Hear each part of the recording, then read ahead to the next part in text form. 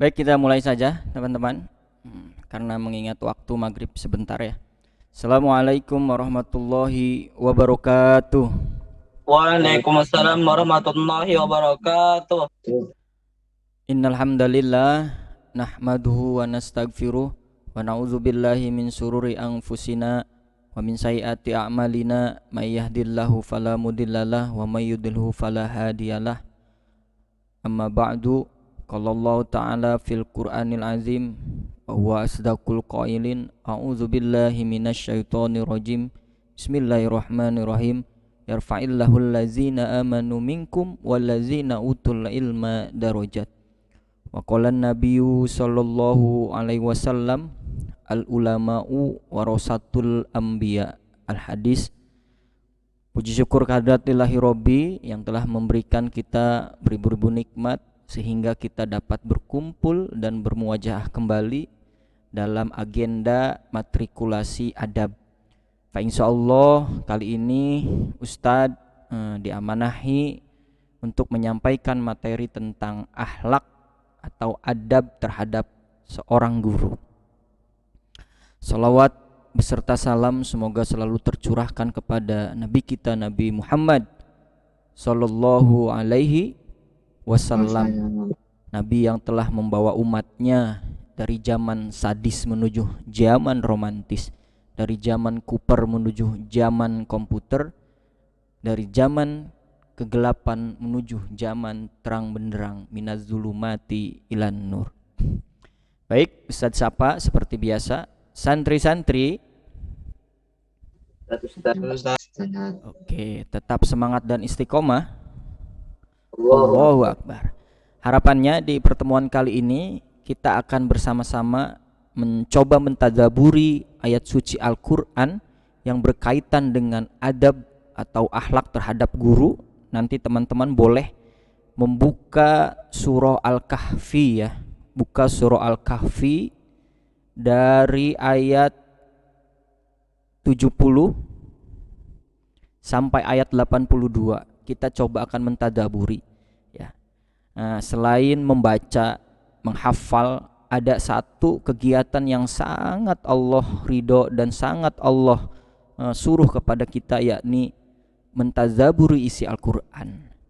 Baik teman-teman, santri-santri, kita akan coba di maghrib kali ini mencoba mentadaburi ayat suci Al-Quran surah Al-Kahfi dengan surah Al-Hujurat. Kalau Al-Kahfi dari ayat 70 sampai 82, kalau Al-Hujurat ayat 2 saja. Nah, kita lihat tayangan ataupun slide ya yang akan kita coba bahas malam kali ini teman-teman. Kita coba lihat dulu. Nah, di sini ada gambar ya atau tema besar kita yakni akhlak terhadap guru teman-teman. Di situ hal apa yang bisa antum dapat atau apa yang bisa antum petik dari gambar tersebut? Coba ada yang bisa mengungkapkan? Silahkan. Kira-kira apa nilai positif yang ada di gambar tersebut? Silakan, barangkali perwakilan dari antum. Sopan terhadap guru, Sopan. Terus menghormati guru, menghormati guru. Terus di situ ada cara ya, etika, bagaimana melakukan apa tuh? Bersalaman ya, bersalaman kepada guru ketika guru sedang jalan kayak gitu. Jadi terlihat di situ ya. Nah, hal ini adab atau akhlak terhadap guru tersurat dalam Al-Qur'an, yakni di slide berikutnya, yakni surah Al-Hujurat ayat 82. Silahkan dibuka Al-Qur'annya, kita coba akan mentadaburi teman-teman. Ini penting sekali, atau dalil nakli ya, dalil nakli yang bersumber dari Al-Qur'an, yakni surah Al-Hujurat ayat 82. Bisa coba bacakan. A'udzubillahi minasyaitonirrajim. Bismillahirrahmanirrahim. Ya ayyuhallazina amanu la tarfa'u aswatakum لا ترفعوا أصواتكم فوق صوت النبي ولا تجهروا له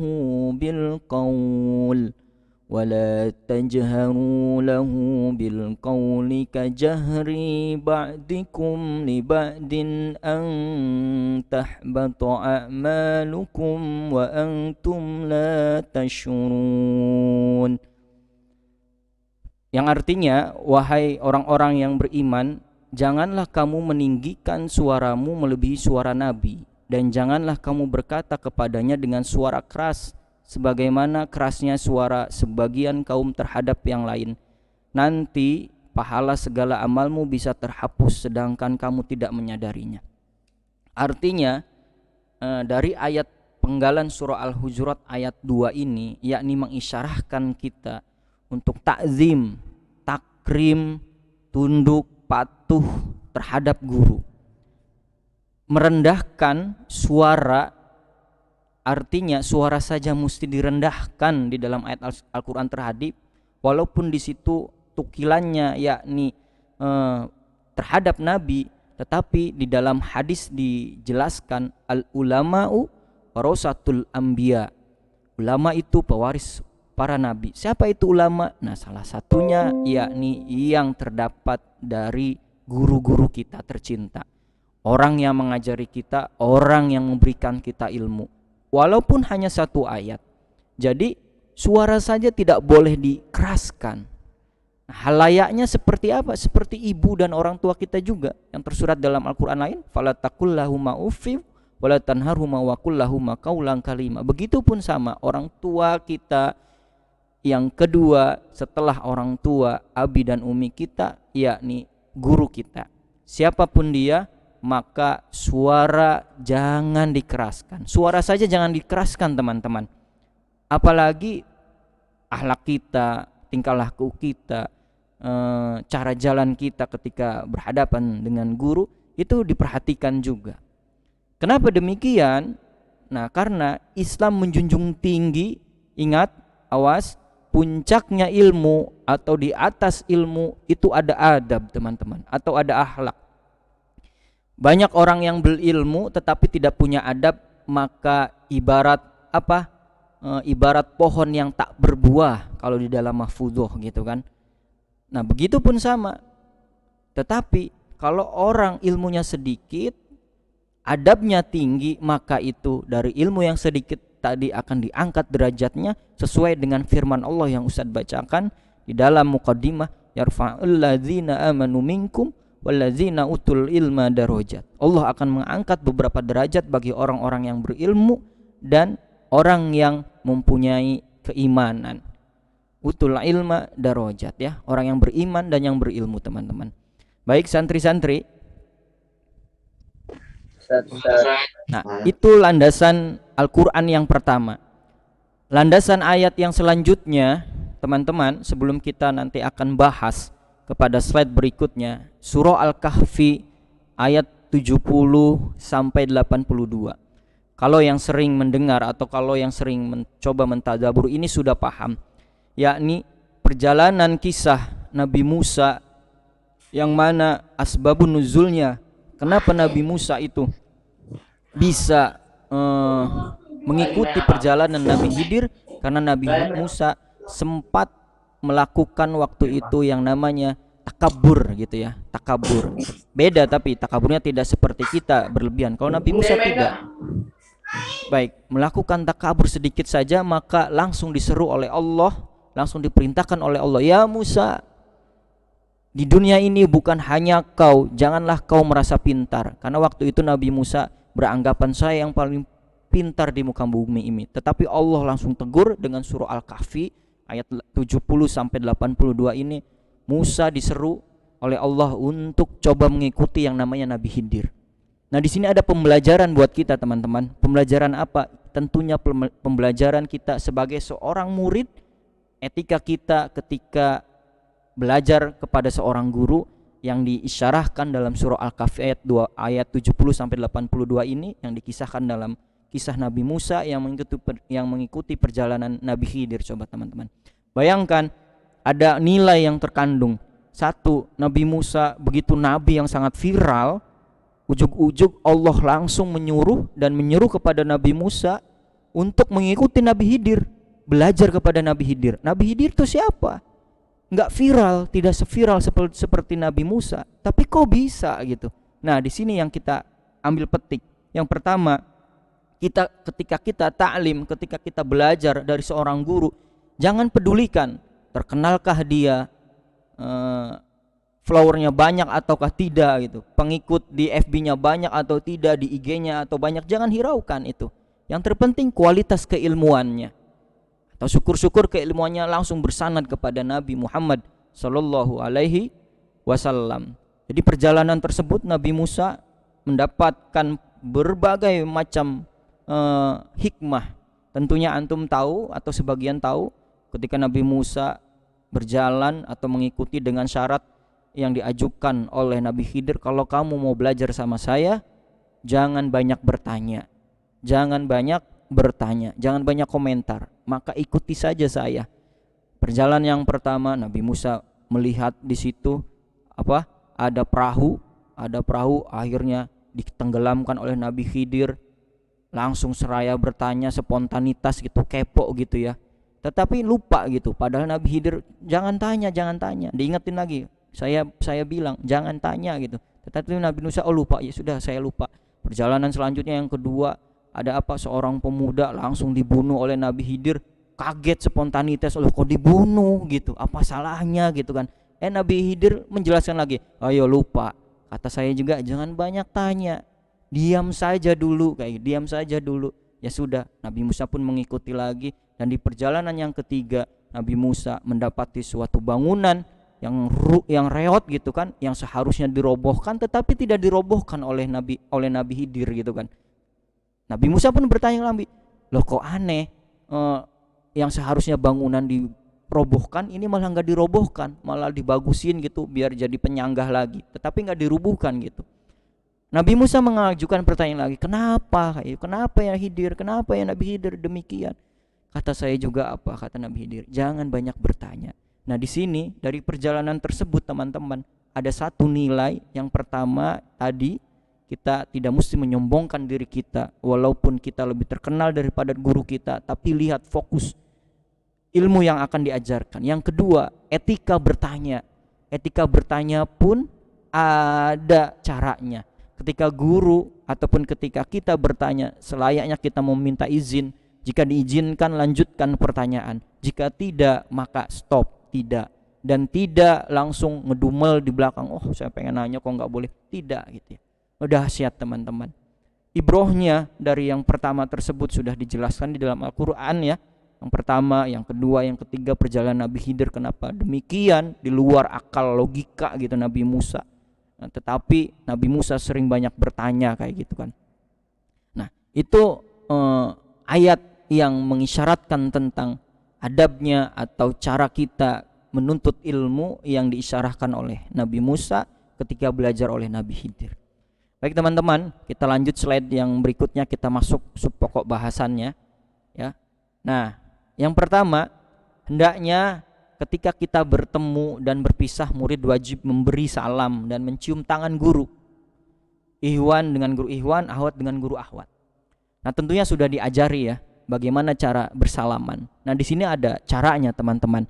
Kalau yang Ustadz coba luruskan di sini, kebanyakan di antara kita pribadi, adik atau saudara kita, banyak yang salim gitu ya, salaman itu, punten maaf gitu, ada yang di jidat ya, ada yang di pipi gitu, ada juga yang di dagu gitu kan.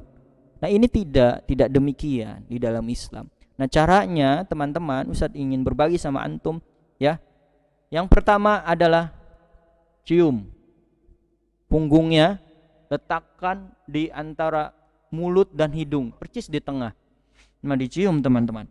Dicium. Ya. Dihirup gitu, dihirup. Tapi tidak ada niatan ketika kita pilek gitu, ini diginiin diusapin. Tidak, ya. Ini namanya takziman, ya. Ta'zuban ya, ta'duban ini atau takzim gitu namanya. Nah, ada juga kalau di kalangan santri salafi gitu, bukan santri modern atau orang-orang yang takzim dan takrimnya tinggi, itu salaman bukan hanya di sini, tetapi di balik juga. Nah, di sininya, di telapaknya. Itu nggak apa-apa, Ustaz. Oh, nggak apa-apa. Ya. Kalau tadi takziman, ini takriman, memuliakan teman-teman. Takzuban atau takziman ya, ini takriman. Ustaz, kalau saya mau bolak-balik gimana? Lebih bagus. 1, 2. Nah, bagus. Tetapi lihat dulu kondisi orang yang akan kita ajak salim, guru kita. Lagi sakitkah atau sedang sehatkah? Kalau lagi sakit jangan dipaksakan. Khawatir dia letih gitu kan. Jangan paksakan. Ustaz, boleh enggak salimannya itu ada yang diulang-ulang gitu kan, 3 kali atau sekali 2 gitu ya? Oh boleh, nggak apa-apa. Dalam rangka kita ingin mengharap ridho dari seorang guru, sehingga guru tuh senang. Ustaz, apakah ini hanya terhadap guru? Oh tidak, terhadap orang tua pun sama teman-teman. Kita pengen salim atau antum nih nanti tanggal 28, mudah-mudahan Allah ridhoi dan restui kita semua, antum langsung berangkat ke Asyifa, salim antum lakukan demikian 1, 2, atau kalau misalnya mau 1 ini diulang-ulang gini, wah pasti abi antum kaget, kok anak saya salimnya udah beda ya, cara salamannya udah beda, enggak lagi dada ayah dada ibu gitu kan, wah udah beda lagi gitu ya, udah dahsyat, udah kayak gini. Nah, tentunya di masa pandemi ini kita pun sama tetap harus menjaga protokol ya. Ketika misalnya bersalaman sama guru, kalau tidak memungkinkan demikian ya sudah, nggak apa-apa ya, tetapi tetap dalam rangka takzim dan takrim terhadap guru ketika masa pandemi sudah berlalu, lakukan demikian teman-teman. Fahimtum? Oke. Slide yang selanjutnya perhatikan, yakni memperhatikan dan mendengarkan pembicaraan guru dengan sesama serta tidak memotong pembicaraannya. Ketika guru menjelaskan, ketika guru memberikan suatu ilmunya, maka kita perhatikan. Maka menurut Imam Syafi'i, ketika kita belajar dari seorang guru, kita tuh wajib membawa buku dan pulpen, ya, karena ilmu itu diibaratkan adalah seekor kambing. Maka kambing jika tidak ditali dengan kuat atau tali yang mengikatnya, maka kambing itu seketika akan kabur. Begitupun sama teman-teman. Maka alat buat ilmu itu tidak hilang begitu saja, buku dan pulpen. Catat ketika guru menjelaskan, kita catat hal yang penting. Jangan hanya didengarkan teman-teman, karena pendengaran itu, audio itu hanya sekian persen daya ingat kita. Tetapi kalau kita melakukan aktivitas mencatat, itu ya melihat, ya mendengar, ya mencatat. Nah, sudah berbagai motorik yang kita lakukan sehingga paham teman-teman. Ketika pun lupa, kita buka lagi catatan penting kita. Nah, ini yang sudah mulai terkikis dari masa-masa antum semua di era digitalisasi seperti ini ya. Jadi gampang gitu, hanya mendengarkan saja. Akhirnya apa? Flash disk, langsung colok gitu kan, minta PPT-nya. Itu bagus, betul, dimudahkan. Tetapi terkadang kita malas untuk membungkak kembali. Tetapi keunggulan dengan mencatat gitu kan, nah kita enak, ada jerih payah di situ, ada pahala yang kita upayakan dari catatan tersebut. Apalagi kalau kita mengkaji kitab gundul gitu kan, guru menjelaskan, oh ini artinya ini, kita coret lagi, nah itu ada nilai pahala yang lebih, malaikat mendoakan kepada kita. Poin selanjutnya teman-teman, masih berada adab dan akhlak terhadap guru. Nah, kita lihat nih teman-teman, tidak meninggikan suara melebihi suara guru. Kita lihat di situ, auzubillah summa nauzubillahi min dalik teman-teman. Ada gambar, awas, yang satu sebelah kiri gitu ya. Kalau di layar antum sebelah kiri sangat tazim, mau natap guru aja nggak berani gitu kan. Saking malunya dengan guru kita. Dan saking malunya, kita nih nggak ada apa-apanya gitu di hadapan guru. Tetapi sisi lain yang sebelah kanan lihat, ini sudah nauzubillah gitu, dan pasti dan dipastikan tidak ada keberkahan yang didapat dari seorang anak ini teman-teman. Lihat, bukan hanya berani menatap, tetapi berani mencekram gitu kan lehernya, mungkin apa masalahnya, sampai demikian.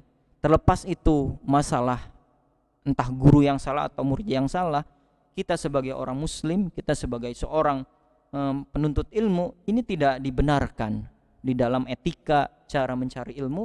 Nah, ini termaktub di dalam kitab. Kalau antum nanti berkesempatan offline atau datang ke Ashifa, ini kita nanti ada kajian yang namanya kajian ta'lim muta'lim di malam Senin, dan Minggu pagi itu ada Akhlakul Banin. Ya teman-teman, akan dikaji bagaimana antum memperoleh ilmu yang sangat berkah. Kalau ta'lim muta'lim itu dikarang oleh kitab oleh pengarang Syekh Az-Zarnuzi ya teman-teman. Nah, kalau Akhlakul Banin yakni Umar bin Al-Baroza gitu kan. Nah, di situ dijelaskan bagaimana antum memilih guru, bagaimana cara duduk ketika antum sedang belajar, cara duduk saja diperhatikan di situ teman-teman. Bagaimana cara bertanya, bagaimana cara berbicara terhadap guru. Kenapa demikian? Karena harapannya ilmu yang diperoleh atau ilmu yang disampaikan oleh guru dimasukkan kepada kita itu dengan hal yang sangat berkah gitu teman-teman. Sehingga ilmu yang kita dapat itu menjadi wasilah penghantar kita bukan hanya sukses di dunia, begitupun sukses di akhirat teman-teman. Selanjutnya teman-teman ini. Nah, berperilaku sopan, hormat dan tidak melecehkan guru, teman-teman. Terlihat di situ sebelah kiri, lihat saking takzimnya, takrimnya, cium tangan ya, demikian. Nah, kalau yang sebelah kanan naudzubillah, lihat kaki di atas ya. Udah tidak ada hal-hal yang sopan demikian. Hal ini teringat suatu kisah teman-teman Ustadz. Kalau ini di gambar ini anaknya langsung gitu ya, yang tidak berperilaku sopan. Anaknya yang tidak berperilaku sopan kita pasti, atau muridnya yang tidak berperilaku sopan kita pasti, dia tidak akan mendapatkan keberkahan ilmu. Nah, ini yang Ustadz akan ceritakan adalah ini bukan anaknya teman-teman, tapi orang tuanya. Orang tuanya saja tidak berlaku sopan terhadap guru, misalnya protes gitu ya terhadap guru antum, atau misalnya mendengar kabar anaknya dicubit gitu, padahal cuma dicubit tapi protes sampai membawa polisi gitu, nauzubillah gitu. Nah, ini sudah terkisahkan di zaman dahulu, tepatnya di zamannya Syekh Abdul Qadir Jailani. Jadi pada waktu itu teman-teman, Syekh Abdul Qadir Jailani dititipkan seorang murid, abinya itu menitipkan kepada Syekh Abdul Qadir Jailani. Siapa itu Syekh Abdul Qadir Jailani? Syekh Abdul Qadir Jailani adalah rajanya para wali teman-teman, masih garis keturunan cicitnya Nabi Muhammad SAW dari silsilah Fatimah Az-Zahra gitu ya teman-teman. Jadi di situ dijelaskan teman-teman, ada yang nggak senang dengan Syekh Abdul Qadir Jailani. Tetangganya itu akhirnya memfitnah Syekh Abdul Qadir Jailani dengan cara waktu itu mengintip Syekh Abdul Qadir Jailani sedang makan tuh, makan ayam gitu kan, makan ayam. Padahal yang dilakukan oleh Syekh Abdul Qadir Jailani ketika makan ayam itu teman-teman dibagikan kepada muridnya tersebut dibagikan, tetapi difitnah atau membalikkan fakta, langsung orang tersebut yang tidak suka dengan Syekh Abdul Qadir Jailani melaporkan kepada anaknya atau orang tuanya murid tersebut. Ya fulan, jangan sampai anak kamu dititipkan kepada Syekh Abdul Qadir Jailani. Tadi saya lihat Syekh Abdul Qadir Jailani makan ayam, anak kamu cuma dikasih tulangnya doang, coba sisanya. Nauzubillah. Orang tuanya langsung tidak tabayun. Tabayun itu apa? Tidak mengklarifikasi, mencari informasi yang benar nih seperti apa, dan tidak bertanya dulu kepada Syekh Abdul Qadir Jailani. Langsung saja menelan bulat-bulat. Pada hari itu juga langsung orang tuanya teman-teman menyusul tuh anaknya. Ya Tuan Syekh, saya tidak ridho. Aku mendengar bahwa ketika kau makan ayam, anakku hanya disisakan hanya sepotong tulang saja, sedangkan kau makan begitu enak dagingnya, tapi anak saya dipisahkan dengan tulangnya saja. Padahal tidak demikian teman-teman, tidak langsung bertanya sebenarnya apa, jadi langsung gitu mengambil informasi dengan bulat-bulat, langsung ditarik tuh anak ke rumah. Sampai di rumah ternyata apa teman-teman, orang tuanya berkata kepada anak, ya anakku, apa saja yang kau dapat ketika diajar oleh Syekh Abdul Qadir Jilani. Ketika ditanya demikian, Allahu Akbar, anak tersebut ternyata banyak ilmu yang didapatkan dari Tuan Syekh Abdul Qadir Jilani, dari ilmu syariat, ilmu fikih, dan ilmu yang lainnya. Orang tuanya sangat menyesal, Abi tidak benar yang informasi yang Abi dapat. Justru ketika Tuan Syekh makan ayam, saya dikasih setengahnya, bulat-bulat, bukan tulangnya saja. Tuan, ya Abiku, dagingnya pun sama, saya merasakan begitu nikmatnya. Akhirnya orang tua tuh menyesal teman-teman. Ketika sudah dites ternyata anaknya ilmunya sangat tinggi, langsung balik lagi ke Tuan Syekh.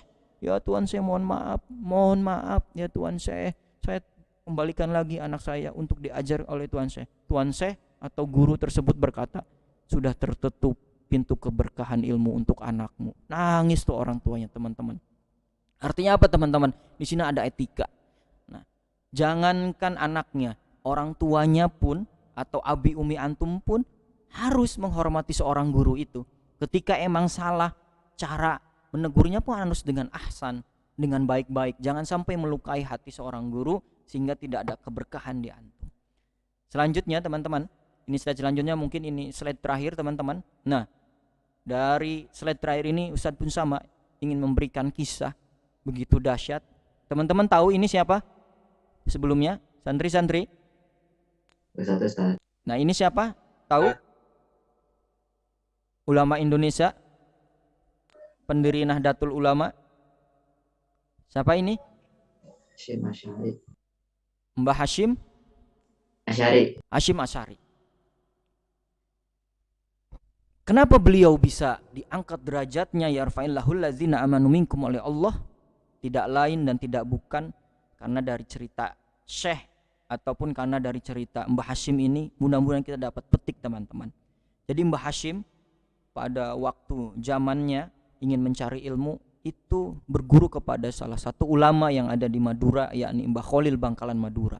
Mbah Khalil Bangkalan Madura itu teman-teman dari kecil sudah diangkat menjadi wali oleh Allah. Kenapa? Karena ketika sholat berjamaah gitu kan, Mbah Khalil Bangkalan Madura ini masih kecil gitu, bisa membaca pikiran seorang kiainya gitu. Maka Mbah Hashim mendengar demikian, maka bergurulah kepada Mbah Khalil. Ketika berguru teman-teman, sudah tesnya susah, persyaratannya susah. Sampai di pesantren, Mbah Hashim ini teman-teman tidak langsung belajar seperti kita, tidak langsung artikulasi adab gitu, tidak teman-teman, tidak langsung masuk kelas, tidak. Ternyata apa yang disuruh oleh gurunya? Ya Hashim, aku perintahkan engkau selama di pesantrenku kau hanya mengurus kuda. Jadi mengurus kuda teman-teman. Apakah Mbah Hashim kecewa? Oh tidak. Ternyata Mbah Hashim menurut, sami'na wa ta'na. Apa kata guru? Karena tahu yang nyuruhnya ini adalah guru-guru yang benar. Guru yang dinobatkan oleh Allah sebagai waliullah. Jadi belajar sampai pesantren, suruh ngurus kuda sehari, 2 hari, 3 hari, sampai bertahun-tahun. Sampai pada akhirnya teman-teman, bertahun-tahun kemudian apakah langsung belajar? Ternyata tidak, masih ngurus kuda aja. Sampai pada tahun berikutnya, di hari kemudian teman-teman, ada seorang tamu yang ingin bertamu ataupun bersilaturahim kepada kiainya, yakni Kiai Khalil Bangkalan Madura atau gurunya Mbah Hashim. Bertamu di situ, sampai gerbang melihat Mbah Hashim sedang mengurusi kuda. Mbah Hashim mengucapkan salam, Assalamualaikum, Waalaikumsalam, sama. Langsung ada Syekhuna Khalil atau ada guru Khalil, oh ada, silakan masuk ke dalam. Sampai masuk ke dalam, langsung tamu tersebut tidak lain tidak bukan adalah salah satu ulama juga yang ada di Jawa Tengah teman-teman, menceritakan maksud tujuannya untuk bertemu dengan Mbah Khalil tersebut. Ya Kiai, ya Mbah Khalil, saya kesini ini ingin mencari menantu, ingin mencari calon suami anak saya yang akan saya jadikan seorang pemimpin di pesantren saya ataupun yang akan menggantikan saya. Langsung spontanitas Mbah Khalil memanggil siapa teman-teman? Yang dipanggil adalah Mbah Hashim. Ya Hashim, kemari. Mbah Hashim yang tadi di luar sedang ngurus kuda langsung spontanitas masuk ke rumah Mbah Khalil. Kalau kamu nyari menantu, inilah yang cocok buat anak kamu. Ternyata kiai tersebut kaget. dan tidak langsung setuju teman-teman. Masa iya Mbah Khalil, dia kan seorang pengurus kuda, dia kan kerjaannya cuma ngurusin kuda, masa iya akan jadi menantu saya? Apakah bisa mengkaji kitab-kitab kuning? Apakah bisa atau memberikan ajaran kepada santri-santri saya di sana? Kata Mbah Khalil, kalau kamu tidak percaya, silahkan saja tunggu 1 minggu lagi, saya akan antar Hasim ke pesantrenmu untuk melakukan ijab kabul. Kalau antum tidak puas juga, silahkan tes santri saya ini. Akhirnya pulanglah tuh kiai. Ya sudah, kalau demikian saya pulang, saya tunggu 1 minggu lagi. Mbah Khalil, punten maaf gitu kan, Mbah Hasim gemetar. Aduh, belajar aja nggak pernah, ngaji aja nggak pernah, sehari-harinya cuma ngasih makan, mandiin kuda. Gimana saya mau jadi calon menantu? Pesimis. Ya guruku, masa benar saya mau jadi menantu kiai tersebut? Udah bismillah. Nah, malamnya teman-teman, qadarullah, inilah yang dikatakan atau yang dijanjikan oleh Allah. Yarfa'illahul ladzina amanu minkum walladzina utul ilma darajat. Karena Mbah Hasim ini sangat takzim, sangat takrim, manut gitu. Tidak pernah mendebat gurunya ketika disuruh apapun, malamnya mendapatkan keistimewaan. Mbah Hasim bermimpi teman-teman. Mbah Hasim bermimpi 1 malam, 4 malam berturut-turut bermimpi. Malam pertama bermimpi di situ langsung belajar talaki dengan Imam Malik. Belajar kitab-kitab Imam Malik. Keesokan harinya, hari kedua belajar lagi dengan siapa? Imam Hambali. Malam ketiga belajar lagi dengan Imam Syafi'i. Sampai 4 hari 4 malam belajar melalui mimpi saja. Keesokan atau di hari ketujuhnya langsung diantar oleh kiainya Mbah Khalil untuk menuju pesantren yang ada di Jawa Tengah untuk melakukan ijab kabul sambil dites itu. Sampai di sana ternyata benar, kiai tersebut belum restu sebelum dites, dan jika berhasil langsung menjadi menantunya, kalau tidak ya sudah tidak. Langsung di depan masyarakat dites itu Mbah Hasim. Ditanya 1 kitab, Mbah Hasim dengan wasilah itu tadi diberikan anugerah oleh Allah melalui mimpi belajar hanya cukup 4 malam tapi menguasai 4 mazhab gitu kan. Ternyata bisa teman-teman. Subhanallah. Ini kuasa Allah teman-teman. Lagi-lagi dari doa guru. Doa guru yang mulia, doa guru yang benar-benar ikhlas mengajari santrinya, mengajari murid-muridnya. Dan mudah-mudahan antum semua dapat merasakan itu semua. Biar sedikit tetapi bermanfaat, biar sedikit tetapi berkah ilmu yang antum dapat. Fahim tum? Fahim. Santri-santri. Baik. Demikian yang dapat Ustaz sampaikan teman-teman dari adab terhadap guru ini. Poin pentingnya, awas teman-teman, poin pentingnya garis merahnya, di atas ilmu itu ada adab teman-teman. Maka antum pertinggilah adab antum, pertinggilah etika antum, akhlak antum terhadap guru siapapun. Jangan lihat orangnya, jangan lihat casingnya, jangan lihat asalnya, tetapi lihat ilmu yang disampaikannya. Seperti Ali bin Abi Thalib ya, yang dinobatkan oleh Rasul itu gerbangnya ya. Kalau Rasul kan gudangnya, ala nabiyina tulaim wa ali mubaduha. Saya adalah gudangnya ilmu kata Rasul, dan Ali adalah gerbangnya ilmu. Kata Ali apa? Siapapun saja yang mempelajari, yang ngajari saya walaupun 1 huruf, maka aku akan cium tuh tangannya. Artinya apa teman-teman? Di atas ilmu ada adab.